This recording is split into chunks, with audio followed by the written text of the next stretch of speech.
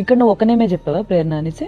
Two names strength అన్నారు కాబట్టి what ever ఆ ఫిజికల్ స్ట్రెంత్ లో మేబీ ఈయనుంటే మీకు ప్లస్ అవుతుంది అని థాట్ రాలేదా అట్లా గేమ్ వైజ్ గా? వీక్ అవుతుందా స్ట్రాంగ్ అవుతుందా ఆలోచించలేదు. స్ట్రాంగ్ ప్లేయర్స్ అయినా పర్లేదు ఆడిద్దామనే ఫిక్స్. ఈ పర్సన్ కి ప్రేరణకి ఇద్దామన్న ఒక్క పాయింట్ ఆలోచించిన. సో నేను ప్రేరణ పేరు చెప్పిన. అసలు తేజ టాపిక్ అంటే వాడిని వద్దు అని అయితే ఎక్కడ ప్రస్తావించలేదు. సో మన నిఖిల్కి 2 ఆప్షన్స్ చెప్పమన్నా. నీ ఆప్షన్స్ ఏంటి అంటే పృథ్వీ అండ్ తేజ అన్నాడు.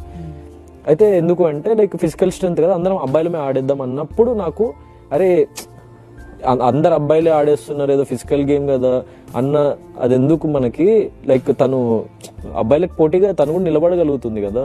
సో అమ్మాయినా కూడా ఇప్పుడు అన్ని గేమ్స్ అందరికి ఈక్వల్ గా స్కోప్ ఉండేలాగానే ఇస్తున్నారు కదా. సో అన్న పాయింట్ లో నేను అట్లా ఆలోచించిన. అప్పుడు ఉన్న సిచ్యువేషన్స్ ని బట్టే డెసిషన్ తీసుకుంటా.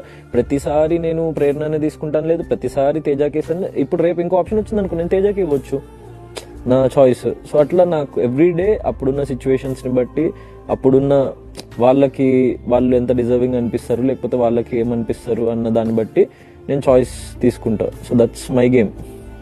ఆ టీషర్ట్స్ గేమ్ అప్పుడు వాడికి సపోర్ట్ చేసిన ఆ వీక్ లో. శాండ్ పోసేటప్పుడు కూడా నేను వాడికి శాండ్ పోయలే ఆ వీక్. నేను ఓన్లీ పృథ్వీకి పోసినప్పుడు శాండ్.